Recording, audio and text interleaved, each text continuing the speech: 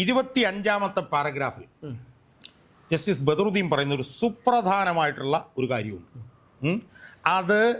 അതാണ് യഥാർത്ഥത്തിൽ ഈ SIT-യുടെ പ്രവർത്തനം വൻ പരാജയമായിരുന്നു എന്ന് നമ്മളെ ബോധ്യപ്പെടുത്തുന്ന ഒരു കാര്യം. ബാക്കി കണ്ടുപിടിച്ചില്ലെങ്കിൽ അത് പ്രതികൾക്ക് കൂടുതൽ ആനുകൂല്യം നൽകുകയും ആ പീനൽ കോൺസിക്വൻസിൽ നിന്നും ഒക്കെ അവർക്ക് രക്ഷപ്പെടാനുള്ള അവസരം നൽകുകയും അന്വേഷണം അർത്ഥവത്തല്ല എന്ന് വരികയും അന്വേഷണം പരാജയപ്പെടുകയും ചെയ്യും എന്ന് ഹൈക്കോടതിയിലെ സിംഗിൾ ബെഞ്ച് ജഡ്ജായിട്ടുള്ള ബദറുദ്ദീൻ തന്നെ അർത്ഥശങ്കയ്ക്കിടയില്ലാത്ത വിധം പറഞ്ഞിരിക്കുന്നു. നമസ്കാരം. ശബരിമല സ്വർണ്ണക്കൊള്ള കേസിൽ രണ്ടാം പ്രതിയായ മുരാരി ബാബുവിന് ഇന്നലെ സ്വാഭാവിക ജാമ്യം അനുവദിച്ചു. അദ്ദേഹം ജയിൽ മോചിതനായി. കർശന ഉപാധികളോടുകൂടിയാണ് ജാമ്യം അനുവദിച്ചതെങ്കിലും അത് വലിയ ആശങ്കയുണ്ടാക്കുകയാണ് കേരളത്തിലെ പൊതുസമൂഹത്തിൽ. SIT-യുടെ ഒരു വീഴ്ചയായിട്ട് വേണം നമുക്കിതിനെ കാണാൻ. കാരണം ഭാഗികമായിട്ടുള്ള ഒരു കുറ്റപത്രം പോലും ഇത്രയും ദിവസത്തിനുള്ളിൽ ഇത്രയും പ്രമാദമായ ഒരു കേസിൽ SIT സമർപ്പിച്ചില്ല എന്നുള്ളത്, കോടതിയിൽ സമർപ്പിച്ചില്ല എന്നുള്ളത് അതീവ ഗുരുതരമായിട്ട് തന്നെ നമുക്ക് കാണേണ്ടി വരും. എങ്ങനെയായിരിക്കും ഇനിയുള്ള ഒരു SIT-യുടെ ഈ ഒരു പോക്ക്? കാരണം നമ്മളൊക്കെ ഈ SIT ഈ ഒരു സ്വർണ്ണക്കൊള്ള ഉയർന്നു വന്ന സെപ്റ്റംബർ മുതൽ തുടർച്ചയായി നമ്മൾ ഈ വിഷയം ചർച്ച ചെയ്യുകയാണ്, സമൂഹത്തിന് മുന്നിലേക്ക് എത്തിക്കുകയാണ്. അവിടെ എങ്ങനെയാണ് ഈ SIT-ക്ക് ഒരു പിഴവ് വന്നത്? അല്ല, നമ്മൾ യഥാർത്ഥത്തിൽ SIT-യെ സംബന്ധിച്ച് നമ്മൾ വളരെ ഒരു ഡയലക്റ്റിക്കലായിട്ടുള്ളൊരു സമീപനം നമ്മളെടുത്തത്. SIT ശരിയായ കാര്യങ്ങൾ പറയുമ്പോൾ അവരെ പിന്തുണയ്ക്കുക, SIT തെറ്റായ കാര്യങ്ങൾ പറയുമ്പോൾ അവരെ വിമർശിക്കുക. ആ ഒരു നിലയിലാണ് കാര്യകാരണ സഹിതമാണ് നമ്മൾ ചെയ്തത്. ഈ മുരാരി ബാബുവിന് ജാമ്യം കിട്ടിയ ഒരു പശ്ചാത്തലത്തിൽ നിന്ന് നമ്മൾ തിരിഞ്ഞു നോക്കുമ്പോൾ SIT-യുടെ പ്രവർത്തനം വൻ പരാജയമായിരുന്നു എന്ന് നമ്മൾ വിലയിരുത്തേണ്ടി വരും. കാരണം സെപ്റ്റംബർ മുതലാണ് ഇതിനകത്ത് വിഷയങ്ങൾ ഉണ്ടാവുന്നത് എന്നാണ് എനിക്ക് ഹൈക്കോടതി സുമോട്ടോ കേസെടുത്തത്. നമ്മളൊന്ന് ആലോചിച്ച് നോക്കും. ഈ ജനുവരി ഇപ്പം നമ്മൾ 24-നുള്ളിൽ ബഹുമാനപ്പെട്ട ഹൈക്കോടതി ഡിവിഷൻ ബെഞ്ചിൽ നിന്ന് 11 ഇടക്കാല ഉത്തരവുകൾ ഇറങ്ങിക്കഴിഞ്ഞു. അതുപോലെ തന്നെ ഇവരുടെ മുൻകൂർ ജാമ്യം പരിഗണിക്കുന്ന ജസ്റ്റിസ് ബദറുദ്ദീൻ്റെ ബെഞ്ചിൽ നിന്ന് 3 വിധിന്യായങ്ങളും വന്നു. അതിൻ്റെ ഇടയിൽ കീഴ്ക്കോടതികളിൽ നിന്ന് വിധിന്യായങ്ങൾ വന്നിട്ടുണ്ട്, സുപ്രീം കോടതിയിൽ നിന്ന് വിധിന്യായങ്ങൾ വന്നിട്ടുണ്ട്. അപ്പോൾ ഒരുപാട് വിധിന്യായങ്ങൾ ഇതുമായി ബന്ധപ്പെട്ട് വന്നു. ഇപ്പോൾ ഉള്ള നെറ്റ് റിസൾട്ട് എന്ന് പറഞ്ഞാൽ നെറ്റ് റിസൾട്ട് എന്ന് പറയുന്നത് ഇതിൽ രണ്ടാം പ്രതി ജാമ്യം കിട്ടി. നേരത്തെ സൂചിപ്പിച്ചതുപോലെ ഈ 90 ദിവസങ്ങൾക്കുള്ളിൽ ഒരു ഭാഗിക കുറ്റപത്രം പോലും സമർപ്പിക്കാൻ SIT-ക്ക് കഴിഞ്ഞിട്ടില്ല. എനിക്ക് തോന്നുന്നു നമ്മൾ ഇത് പരിശോധിക്കുന്നതിന് മുമ്പ് ഈ SIT-യുടെ രൂപീകരണവുമായി ബന്ധപ്പെട്ട് ഹൈക്കോടതി പറഞ്ഞ കാര്യങ്ങൾ നമ്മളൊന്ന് പരിശോധിക്കണം. അതിപ്പോൾ ഞാൻ ആ വിധിന്യായം എൻ്റെ കയ്യിലില്ലെങ്കിൽ പോലും കേരള പോലീസിലെ ഏറ്റവും കാര്യക്ഷമതയുള്ള ഒരു കൂട്ടം ഉദ്യോഗസ്ഥന്മാരെ ആഫ്റ്റർ മച്ച് ഡെലിബറേഷൻസ് എന്ന് അന്ന് കോടതി പറഞ്ഞായിട്ട് എനിക്ക് ഓർമ്മയുണ്ട്. അതായത് ഒരുപാട് ചർച്ചകൾക്ക് ശേഷം കേരള പോലീസിലെ ഏറ്റവും കാര്യക്ഷമതയുള്ള ഒരു കൂട്ടം ഉദ്യോഗസ്ഥന്മാരെ കോടതി തന്നെ കണ്ട് ഹാൻഡ് പിക്ക് ചെയ്ത് അവരെ പ്രത്യേക അന്വേഷണ സംഘമായിട്ട് രൂപീകരിക്കുന്നത്. അങ്ങനെയാണ് ലോ ആൻഡ് ഓർഡറിലെ ക്രൈംബ്രാഞ്ച് ലോ ആൻഡ് ഓർഡറിലെ പിന്നെ ADGP ക്രൈംബ്രാഞ്ച് ADGP ആയിട്ടുള്ള H. വെങ്കടേഷ്, S. ശശിധരൻ മുതൽ ആ പ്രത്യേക അന്വേഷണ സംഘത്തിലുള്ള മുഴുവൻ ഉദ്യോഗസ്ഥന്മാരെയും ഹൈക്കോടതി ഡിവിഷൻ ബെഞ്ച് തീരുമാനിച്ചിട്ടാണ് കൊടുത്തത്. അതിനകത്ത് ഇടയ്ക്ക് പിന്നീട് ആളുകൾ എടുത്തപ്പോൾ അതൊക്കെ തന്നെ ഹൈക്കോടതിയുടെ അനുവാദത്തോടുകൂടിയാണ്. അപ്പോൾ സ്വാഭാവികമായും ഹൈക്കോടതി പറഞ്ഞതനുസരിച്ച് വെച്ച് നോക്കിയാൽ തന്നെ കേരള പോലീസിലെ ഏറ്റവും ഇംപെക്കബിൾ ക്രെഡൻഷ്യൽസ് ഉള്ള ഏറ്റവും എഫിഷ്യൻ്റ് ആയിട്ടുള്ള ഒരു കൂട്ടം ഉദ്യോഗസ്ഥന്മാരാണ് ഇത് 90 ദിവസമായിട്ട് അന്വേഷിച്ചുകൊണ്ടിരിക്കുന്നത്. 90 ദിവസമായിട്ട് അന്വേഷിച്ചുകൊണ്ടിരുന്ന അതിൻ്റെ ഒരു പ്രത്യാഘാതമായിട്ടാണ് ഇപ്പം മുരാരി ബാബു, ഇപ്പോൾ വലിയ കൂടിയ പ്രതിയാണെന്നൊന്നും എനിക്ക് ഞാൻ പറഞ്ഞില്ല, പക്ഷേ അയാൾ ജാമ്യം കിട്ടി പുറത്ത് ഇറങ്ങിയിരിക്കുന്നു. അത് ഒന്നാമത്തെ പ്രശ്നം. അതൊരു വീഴ്ച തന്നെ. കാരണം ഒരു ഭാഗിക കുറ്റപത്രം പോലും സമർപ്പിക്കാൻ കഴിയും. ഇനി വീഴ്ചകൾ നമ്മളെടുത്ത് നോക്കി കഴിഞ്ഞാൽ വീഴ്ചകളുടെ ഒരു പരമ്പര തന്നെ നമുക്ക് കാണാൻ പറ്റും. പത്മകുമാറിനെ അറസ്റ്റ് ചെയ്തിട്ട് അയാളുടെ കൂടെ ഉണ്ടായിരുന്ന അംഗങ്ങളെ അറസ്റ്റ് ചെയ്തില്ല, വിജയകുമാറിനെ അറസ്റ്റ് ചെയ്തില്ല, ശങ്കരദാസിനെ അറസ്റ്റ് ചെയ്തില്ല. അത് അവസാനം ജസ്റ്റിസ് എ ബദറുദ്ദീൻ്റെ ശക്തമായ നിലപാടുകളെ തുറന്നിട്ട് ആണ് വിജയകുമാറിനെ അറസ്റ്റ് ചെയ്ത്, എന്നിട്ട് ശങ്കരദാസിനെ അറസ്റ്റ് ചെയ്തില്ല. ഒരേ കുറ്റത്തിൽ ഒരേപോലെ പങ്കാളികളായ രണ്ടുപേരിൽ ഒരാളെ അറസ്റ്റ് ചെയ്തു, ഒരാളെ അറസ്റ്റ് ചെയ്യുന്നില്ല. ശങ്കരദാസ് അവസാനം ആശുപത്രി ഇപ്പോൾ കിടന്നു. ഇപ്പോൾ ലേറ്റസ്റ്റ് ആയി വന്നിരിക്കുന്നത് ശങ്കരദാസിൻ്റെ കള്ള അസുഖമായിരുന്നു എന്നുള്ളതുകൊണ്ട് അയാളെ അവിടുന്ന് മാറ്റിയിട്ട് ജയിലിലോട്ട് കൊണ്ടുപോയിരിക്കുന്നു. അത് കൊണ്ടുപോയത് എങ്ങനെയാണ്? അത് ജസ്റ്റിസ് എ ബദറുദ്ദീൻ അതിശക്തമായി 3 വിധിന്യായങ്ങൾ പുറപ്പെടുവിച്ചതിനെ തുറന്നിട്ടാണ് ഇത് സംഭവിച്ചത്.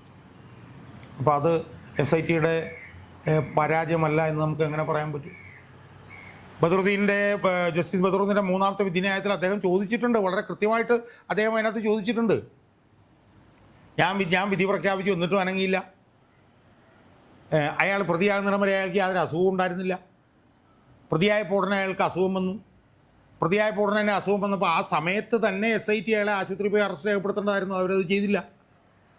അവസാനം ഞാൻ രൂക്ഷമായിട്ടുള്ള പ്രതികരണം നടത്തിയപ്പോഴാണ് ഇത് ചെയ്തതെന്ന് പറഞ്ഞിട്ട് SIT എടുത്തിട്ട് ചതച്ചിട്ടുണ്ട് ജസ്റ്റിസ് ബദറുദ്ദീൻ. അതൊരു വശം. മറുവശത്ത് ഈ ഹൈക്കോടതി ദേവസ്വം ബെഞ്ച് തന്നെ മറുപടി പറയേണ്ട ഒരു വിഷയമുണ്ട്. എന്താ? നവംബർ 5 വിധിന്യായത്തിലാണ് PS പ്രശാന്ത് ചെയ്തിട്ടുള്ള ക്രമക്കേടുകൾ 2-2.5 പേജിൽ എഴുതി വെച്ചിട്ടുള്ളത്. ഡിസംബറായി, ജനുവരി തീരാറായി. മനസ്സിലായില്ലേ? എന്നിട്ടും അയാളെ ഇതുവരെ അറസ്റ്റ് ചെയ്തിട്ടില്ല. അതിനെക്കുറിച്ച് ദേവസ്വം ബെഞ്ചൊന്നും പറഞ്ഞില്ല. എനിക്ക് വളരെ അത്ഭുതകരമായി തോന്നി. കാരണം ദേവസ്വം ബെഞ്ചിൻ്റെ നിലപാടുകളെ തന്നെ തള്ളിക്കളയുകയാണ്. മനസ്സിലായി? അപ്പോൾ PS പ്രശാന്തിനെ അറസ്റ്റ് ചെയ്തിട്ടുള്ള 2ാമത്തെ വീഴ്ച. കടകംപള്ളിയെ ഇനി അറസ്റ്റ് ചെയ്യാതിരിക്കാൻ എങ്ങനെ കഴിയും ഇവർക്ക് എന്നുള്ളതാണ് ചോദ്യം. കാരണം കടകംപള്ളി പറഞ്ഞ എല്ലാം തെറ്റിയിരിക്കുന്നു. കടകംപള്ളി ആദ്യം നൂല് കെട്ടണമെന്ന് പറഞ്ഞു, പോറ്റിയുടെ മകൻ്റെ നൂല് കെട്ടണമെന്ന് പറഞ്ഞു. അതിനുശേഷം കടകംപള്ളി സുരേന്ദ്രൻ പോറ്റിയുടെ അച്ഛന് ഉപഹാരമായിട്ട് അങ്ങോട്ട് ചെല്ലുകയാണ്. അപ്പൂപ്പൻ്റെ ചടങ്ങ്, അപ്പൂപ്പൻ്റെ ജന്മദിനം ഒന്നാണ്. മനസ്സിലായില്ലേ? അപ്പം നമ്മൾ ആലോചിക്കേണ്ട ഒരു കാര്യം, അവിടെ ഇരുന്നൊരു സാധനം എടുത്ത് കൊടുക്കുക. നമ്മൾ മനസ്സിലാക്കേണ്ടത് ദേവസ്വം ശബരിമലയിൽ പെരുങ്കൊള്ളം നടന്നുകൊണ്ടിരിക്കുമ്പോൾ അതിൻ്റെ ഏറ്റവും പ്രധാനപ്പെട്ട പ്രതിയായിട്ടുള്ള ഉണ്ണികൃഷ്ണൻ പോറ്റിയുടെ വീട്ടിലേക്ക് ബന്ധപ്പെട്ട വകുപ്പ് മന്ത്രി 2 പ്രാവശ്യം അങ്ങോട്ട് കയറി ചെല്ലുകയാണ്. നമ്മൾ ആലോചിച്ച് മനസ്സിലായില്ലേ? നമ്മളിവിടെ പിന്നെ അടൂർ പ്രകാശിനെ കുറിച്ചും ആൻ്റോ ആൻ്റണിയെക്കുറിച്ചും സോണിയാഗാന്ധി അതിലൊക്കെ എന്താ അർത്ഥമുള്ളതെന്ന് എനിക്കിത്. ഇപ്പം ഇന്നിപ്പോൾ ആൻ്റോ ആൻ്റണി വന്ന് പറഞ്ഞിട്ടുണ്ട്. എന്താ അയാൾ പറഞ്ഞിരിക്കുന്നറിയോ? അപ്പോൾ സോണിയാഗാന്ധി അറസ്റ്റ് ചെയ്യണമെന്നൊക്കെ പറഞ്ഞിട്ടാണല്ലോ ഈ പ്രാന്തന്മാർ പറഞ്ഞുകൊണ്ടിരിക്കുന്നത്. അയാൾ പറഞ്ഞത് എൻ്റെ ഓർമ്മ ശരിയാണെങ്കിൽ 2013-ലോ 2014-ലോ മറ്റാണ് ഈ ഒരു ചിത്രം എടുത്തിട്ടുള്ളത്. അല്ല, അത് ഇത് നമ്മൾ ഇത് പറയുമ്പോൾ നമ്മൾ മറ്റേ മോൺസൺ മാവുങ്കലിൻ്റെ കാര്യം കൂടി ആലോചിക്കണം. അവിടെ ADGP അന്നത്തെ DGP ആയിരുന്ന ലോക്നാഥ് ബെഹ്റ, ഇപ്പോഴത്തെ ADGP മനോജ് എബ്രഹാം, സുധാകരൻ, അങ്ങനെ അയാളെല്ലാവരും മോഹൻലാലും ഒക്കെ ആയിട്ട് അയാൾ ചിത്രങ്ങൾ എടുത്തിരുന്നു. ഇതൊക്കെ ഈ തട്ടിപ്പേരുടെ ഒരു രീതിയാണ് അല്ലെ? അത് പറയുന്നത് പോലെ ഈ പറയുന്ന കോൺഗ്രസ്സുകാർക്ക് അടൂർ പ്രകാശ് ഉൾപ്പെടെയുള്ള അല്ലാതെ സംഭവിച്ചു. ഞാൻ അതിൻ്റെ ഇന്നിപ്പോൾ ഇയാൾ പറഞ്ഞത് എനിക്ക് വളരെ ഒരു വിശ്വാസയോഗ്യമായിട്ട് തോന്നി. കാരണം ആന്റണി പറഞ്ഞത്, അയാൾ പറഞ്ഞു ഞാൻ അവിടെ നിന്ന് ഇറങ്ങി വരുമ്പോൾ ഇവർ വന്നു, ഞാനിവിടെ കൂടെ കയറി, കാരണം എൻ്റെ മണ്ഡലമായിരുന്നു. എന്നിട്ട് അയാൾ പറയുന്നത് പ്രധാനപ്പെട്ട കാര്യം എന്നറിയോ? അയാൾ പറയുന്നത്, നിങ്ങൾ ആ ഫോട്ടോയിൽ പിന്നെ സോണിയാഗാന്ധിയെ നോക്കൂ, അവർ വളരെ പിന്നെ ചെറുപ്പമായിട്ടല്ലേ അതിനകത്ത് കാണുന്നത്. കാരണം 11 വർഷം മുമ്പാണ്. ഇപ്പോൾ അവർ രോഗാതുരയാണ്. മനസ്സിലായി? അപ്പോൾ ആ ഫോട്ടോ നിങ്ങൾ നോക്ക്. ആ ഫോട്ടോ നോക്കുമ്പോൾ തന്നെ നിങ്ങൾക്ക് അത് കാണാൻ പറ്റുന്നില്ലേ? ഒരു ചരട് കെട്ടിൽ മാത്രമല്ലേ ചെയ്തിട്ടുള്ളത്. അത് 10-11 വർഷങ്ങൾക്ക് മുമ്പാണ് ഉണ്ടായത്. 1. 2, പിന്നെ അടൂർ പ്രകാശ് പോയി എന്ന് പറഞ്ഞ് ആയിരിക്കാം. അടൂർ പ്രകാശ് ചിലപ്പോൾ അയാളിഞ്ഞ് വല്ല ഉപഹാരവും ചിലപ്പോൾ കൊടുത്തിട്ടുണ്ടായിരിക്കാം, ഇല്ലെന്ന് ഞാൻ പറയുന്നില്ല. പക്ഷേ അടൂർ പ്രകാശിനെ കൊണ്ട് അയാൾക്ക് എന്ത് കാര്യം? കാരണം അടൂർ പ്രകാശ് ഒരു MP അല്ലേ. മറുഭാഗത്ത് നടന്നിരിക്കുന്നത് എന്താണ്? അയാളുടെ മകൻ്റെ നൂല് കെട്ടിനും അയാളുടെ അച്ഛനും എൻ്റെ എന്തോ കൊടുക്കാൻ മന്ത്രി അങ്ങോട്ട് ചെല്ലുന്നു. 2, ഇയാളുടെ പേരിൽ ക്രിമിനൽ കേസുണ്ടെന്ന് അറിഞ്ഞിട്ടും സംസ്ഥാന മുഖ്യമന്ത്രി ഇയാളുടെ ഒരു ചടങ്ങിൽ പങ്കെടുക്കുന്നു. അല്ല, അത് മാത്രമല്ല, ദേവസ്വം മന്ത്രി കടകംപള്ളി അന്ന് ബാംഗ്ലൂർ എയർപോർട്ടിൽ വെച്ചുള്ള കൂടിക്കാഴ്ചയുള്ള ചിത്രങ്ങൾ വന്നിരിക്കുന്നു. മനസ്സിലായില്ലേ? അപ്പോൾ ഇതെല്ലാം ഉണ്ടായിട്ടും SIT അയാൾ ചോദ്യം ചെയ്യുന്നില്ല. അയാളെ രഹസ്യമായിട്ട് ചോദ്യം ചെയ്തിട്ട് വിട്ടു. അയാൾ പറഞ്ഞത് മുഴുവൻ തെറ്റി. അതുപോലെ തന്നെയാണ് ശ്രീജിത്ത് എന്ന് പറഞ്ഞിട്ടൊരുത്തൻ, അവനെ ഇതുവരെ ചോദ്യം ചെയ്യില്ല. അവനെ ചോദ്യം ചെയ്യേണ്ട എന്ന് ADGP H. വെങ്കടേഷ് നിർദ്ദേശം കൊടുത്തു എന്നാണ് ഇപ്പോൾ കേൾക്കുന്നത്. അയാൾ 2025 ജനുവരിയിൽ പോറ്റിയുടെ കൂടെ നിൽക്കുന്ന ചിത്രങ്ങൾ നമ്മൾ തന്നെയാണ് പ്രതിപക്ഷം വീഡിയോ യൂട്യൂബ് ചാനലിൽ കൂടെ ഞാനാണ് പുറത്തു വിട്ടിട്ടുള്ളത്. അയാൾക്ക് ഒരു അനക്കം ഉണ്ടാവുന്നില്ല. ഇനി ഒരു സുപ്രധാന വിഷയവും കൂടി SITയുമായി ബന്ധപ്പെട്ടിട്ടുണ്ട്. അതും കൂടി മനസ്സിലാക്കുമ്പോഴാണ് ഈ SIT എത്രത്തോളം പരാജയമായിരുന്നു എന്നുള്ളത് നമുക്ക് മനസ്സിലാവും. അതിൻ്റെ വിശദാംശങ്ങൾ യഥാർത്ഥത്തിൽ ഈ ജസ്റ്റിസ് A ബദറുദ്ദീൻ്റെ മൂന്നാമത്തെ 119 പേജിൻ്റെ ഒരു വിധിന്യായമുണ്ട്. ആ വിധിന്യായത്തിലാണ് അതടങ്ങിയത്. നമുക്കറിയാം ആ വിധിന്യായത്തിനെ തുടർന്നിട്ടാണ് ശങ്കരദാസനെ ഇപ്പം ജയിലിലേക്ക് മാറ്റിയത്.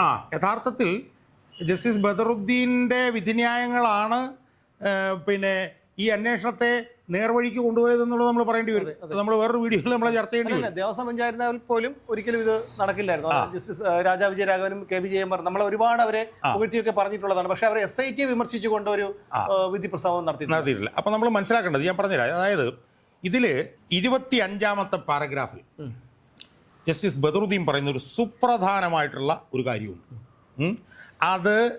അതാണ് യഥാർത്ഥത്തിൽ ഈ SITയുടെ പ്രവർത്തനം വൻ പരാജയമായിരുന്നു എന്ന് നമ്മളെ ബോധ്യപ്പെടുത്തുന്ന ഒരു കാര്യം. ആ കാര്യം എന്താണെന്ന് ചോദിച്ചാൽ അതിൽ 25ാം പാരഗ്രാഫിൽ പറയുന്നു, 2 കുറ്റകൃത്യങ്ങൾ 3700/2025, 3701/2000 ഈ 2 കുറ്റകൃത്യങ്ങൾ പ്രകാരം നഷ്ടപ്പെട്ടിട്ടുള്ളത് 4147 ഗ്രാം സ്വർണ്ണമാണ്. എന്ന് പറഞ്ഞാൽ 4.14 കിലോ സ്വർണം. എന്നാൽ ഗോവർദ്ധൻ എന്ന് പറഞ്ഞ ആളിൽ നിന്ന് പിടിച്ചെടുത്തത് 4.74 ഗ്രാം സ്വർണ്ണമാണ്. 4.74 ഗ്രാം സ്വർണം. 474 ഗ്രാം. അതെ, 4.74 474 ഗ്രാം ആണ് പിടിച്ചെടുത്തത്. ബാക്കി പിടിച്ചെടുക്കാൻ എന്താണ് പിന്നെ അന്വേഷണ ഉദ്യോഗസ്ഥന്മാർ ചെയ്യാൻ പോകുന്നത് എന്നുള്ളത് മനസ്സിലാവുന്നില്ല. എവിഡൻലി അതിൽ പറയുന്നത് ഇതും കട്ടളപ്പാളികളൊക്കെ പുറത്തു കൊണ്ടുപോയത് ആരാണ്? പിന്നെ ഉണ്ണികൃഷ്ണൻ പോറ്റിയാണ്. അയാളുടെ കൂടെയുള്ള സഹപ്രതികൾ ഗോവർദ്ധനൊക്കെയാണ്. ഈ കൂടുതൽ വേറെ പ്രതികളുണ്ടോ എന്നുള്ളത് നമുക്ക് അറിയില്ല. പക്ഷെ അയാൾ പറയുന്ന സുപ്രധാനമായിട്ടുള്ള കാര്യം എന്താണെന്ന് അറിയാം. അയാൾ പറയുന്നത് ഈ പ്രോസിക്യൂഷൻ്റെ കേസിൻ്റെ അടിത്തറ എന്ന് പറയുന്നത്, അതായത് very basis of the prosecution is centred on the allegation of misappropriation of 4147 grams of gold. അതായത് പ്രോസിക്യൂഷൻ്റെ അടിത്തറ എന്ന് പറയുന്നത് തന്നെ 4.14 കിലോ സ്വർണം നഷ്ടപ്പെട്ടിട്ടുള്ള എന്നുള്ളതാണ്. അങ്ങനെ വരുമ്പോൾ ഈ സ്വർണം എങ്ങനെ നഷ്ടപ്പെട്ടു എന്നുള്ളത് സംബന്ധിച്ചും ഈ സ്വർണം കണ്ടുപിടിക്കുക എന്നുള്ളതും അന്വേഷണ സംഘത്തിൻ്റെ നിർണായകമായിട്ടുള്ളൊരു പ്രവർത്തനമാണ്. നടന്നിട്ടില്ല. There must be investigation regarding how the misappropriated gold was dealt with and consequential recovery. അത് തിരിച്ചു പിടിക്കാൻ വേണ്ടി അത് നടന്നിട്ടില്ല. In order to have an effective prosecution of culprits involved in these crimes, അതായത് ഈ കുറ്റങ്ങളിൽ ഉൾപ്പെട്ടിട്ടുള്ള പിന്നെ കുറ്റവാളികളെ എഫക്റ്റീവായിട്ട് പ്രോസിക്യൂട്ട് ചെയ്യണമെങ്കിൽ recovery of the misappropriated gold is absolutely essential. അതായത് നഷ്ടപ്പെട്ടിട്ടുള്ള സ്വർണം എത്രയാണ് 4700 ചില്ലാനത്തിൽ 474 കഴിച്ച് ബാക്കിയുള്ളത് കണ്ടുപിടിക്കുക എന്നുള്ളത് വളരെ നിർണായകമാണ്. അല്ലെങ്കിൽ അത് കണ്ടുപിടിക്കാത്തതിനുള്ള കൃത്യമായിട്ടുള്ള കാരണങ്ങൾ എന്താണ് എന്നുള്ളത് അന്വേഷണ ഉദ്യോഗസ്ഥൻ പറയണം. That means the investigation shall go on how the misappropriated gold in its entirety was dealt with and where the same is. എന്ന് പറഞ്ഞാൽ അന്വേഷണം മുന്നോട്ട് പോകേണ്ടത് ഈ സ്വർണം എങ്ങനെ നഷ്ടപ്പെട്ടു, അതെവിടെയാണ് എന്ന് കണ്ടുപിടിക്കുക എന്നുള്ളത് നിർണായകമാണ്. അടുത്ത സെൻറ്റൻസ് വളരെ പ്രധാനമാണ്. ഈ നഷ്ടപ്പെട്ട സ്വർണം കണ്ടുപിടിക്കുന്നതിൽ ഒരു പരാജയം സംഭവിച്ചാൽ അത് പ്രതികൾക്ക് ഒരു ആനുകൂല്യം നൽകുകയും it will help them to get away from penal consequences and the entire prosecution becomes meaningless. അപ്പം നഷ്ടപ്പെട്ട സ്വർണം കണ്ടുപിടിക്കാതിരുന്നാൽ അത് പ്രതികൾക്ക് ഗുണകരമാകുകയും പ്രോസിക്യൂഷൻ അർത്ഥമില്ലാത്തതാവുകയും ചെയ്യും. Therefore, the investigating officer shall give his attention in this area. അതായത് എഫക്റ്റീവായി ഈ മേഖലയിലേക്ക് കൂടുതൽ പ്രാധാന്യം കൊടുക്കണം. 1564 ഗ്രാം ഓഫ് ഗോൾഡാണ് ദ്വാരപാലകയിൽ പൊതിഞ്ഞിരുന്നത്. 4302 ഗോൾഡാണ് പിന്നെ ഈ പിന്നെ താഴികക്കുടങ്ങളെയും 8 പില്ലറുകളെയും ഒക്കെ ഇത് ചെയ്തിരുന്നത്. അപ്പോൾ അതൊക്കെ സംബന്ധിച്ച് അതൊക്കെ കണ്ടുപിടിക്കുന്നതിന് വേണ്ടിയിട്ടുള്ള ശ്രമങ്ങൾ ഉണ്ടാവണം. അപ്പോൾ ഇതിൽ നിന്ന് കോടതി പറഞ്ഞിരിക്കുന്നുണ്ടാ, പ്രോസിക്യൂഷൻ്റെ അടിസ്ഥാനം എന്ന് പറയുന്നത് തന്നെ 4700 ചില്ലാനം ഗ്രാം സ്വർണം നഷ്ടപ്പെട്ടതാണ്. അതിൽ 400 ചില്ലാനം ഗ്രാമേ തിരിച്ചു പിടിച്ചു. ബാക്കി എവിടെ എന്നുള്ളത് സംബന്ധിച്ച് അന്വേഷണ ഉദ്യോഗസ്ഥന്മാർ മറുപടി പറയണം. ബാക്കി കണ്ടുപിടിച്ചില്ലെങ്കിൽ അത് പ്രതികൾക്ക് കൂടുതൽ ആനുകൂല്യം നൽകുകയും ആ പീനൽ കോൺസിക്വൻസിൽ നിന്നും ഒക്കെ അവർക്ക് രക്ഷപ്പെടാനുള്ള അവസരം നൽകുകയും അന്വേഷണം അർത്ഥവത്തല്ല എന്ന് വരികയും അന്വേഷണം പരാജയപ്പെടുകയും ചെയ്യും എന്ന് ഹൈക്കോടതിയിലെ സിംഗിൾ ബെഞ്ച് ജഡ്ജായിട്ടുള്ള ബദറുദ്ദീൻ തന്നെ അർത്ഥശങ്കയ്ക്കിടയില്ലാത്ത വിധം പറഞ്ഞിരിക്കുന്നു എന്ന് പറയുമ്പോൾ ഹൈക്കോടതി SIT പരിപൂർണമായി പരാജയപ്പെട്ടു എന്ന് പച്ചയ്ക്ക് പറഞ്ഞിരിക്കുകയാണ്. കഴിഞ്ഞ ഇടക്കാല ഉത്തരവിൽ ഹൈക്കോടതി തന്നെയാണ് പറഞ്ഞത്.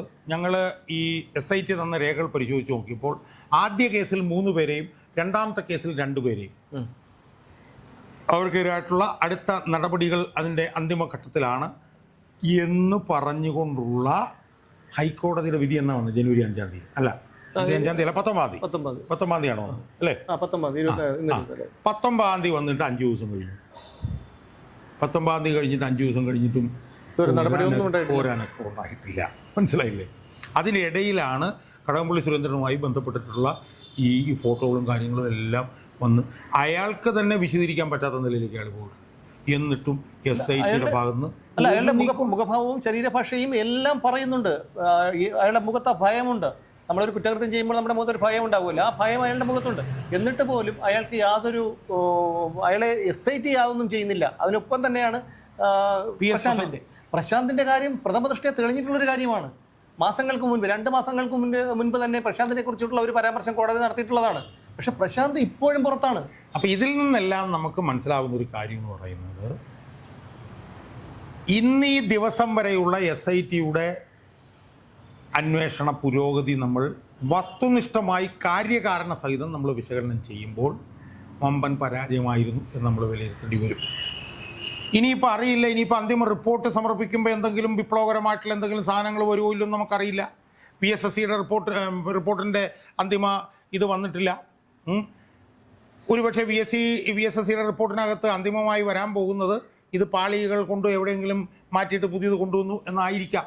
അങ്ങനെയാണെങ്കിൽ പോലും ജസ്റ്റിസ് ബദറുദ്ദീൻ പറഞ്ഞതുപോലെ ആ പാളികളിൽ കൊണ്ടുപോയിട്ടുള്ള സ്വർണം തിരിച്ചു പിടിച്ച് കൊണ്ടുവരാൻ കഴിഞ്ഞില്ലെങ്കിൽ അവിടെയും പ്രശ്നം. കാലതാമസം ഉണ്ടായി പോയതുകൊണ്ട് ഈ ഉരുക്കിയ സ്വർണം അത് പല ആഭരണങ്ങളായോ അല്ലെങ്കിൽ മറ്റെന്തെങ്കിലും വസ്തുക്കളായോ കൈമാറ്റം ചെയ്ത് പോയിപ്പെട്ടേക്കാം. ഉരുക്കി എന്നുള്ളത് മാത്രമല്ല, ഉരുക്കി എന്നുള്ളതാണ്.